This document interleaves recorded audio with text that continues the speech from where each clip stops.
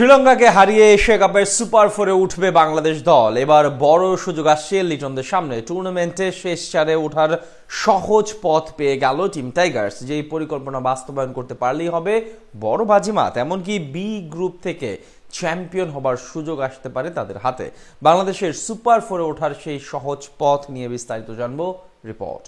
একটা পতাকা, ওরা 15 জন, সাথে 18 কোটি ক্রিকেট পাগল মানুষের স্বপ্ন, মরুর বুকে এক আকাশ সমান প্রত্যাশা এবং কোটি কোটি মানুষের হৃদয়ের ভালোবাসা নিয়ে খেলতে গিয়েছে লাল সবুজের প্রতিনিধিরা।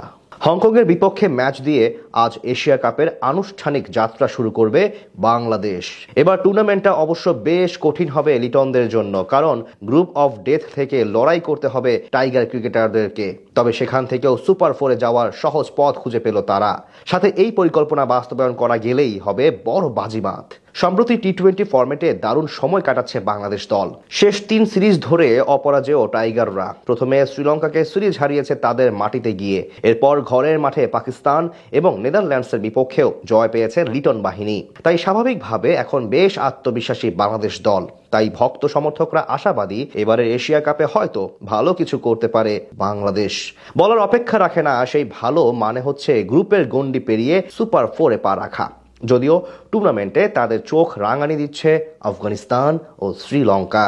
সাম্প্রতিক সময়ের শক্তিমত্তা বিবেচনায় তাদের সাথে বাংলাদেশের শক্তিমত্তার খুব একটা পার্থক্য নেই। তাই স্বাভাবিকভাবে 3 দলের মাঝেই লড়াই হবে হাড্ডাহাড্ডি। সেখান থেকে অন্তত 2 নম্বর পজিশন দখল করাই বড় চ্যালেঞ্জিং হবে লিটনদের জন্য। এর জন্য কমপক্ষে 2টি ম্যাচ জিততে হবে টাইগারদের। সেখান থেকে প্রথম ম্যাচ হংকংয়ের বিপক্ষে।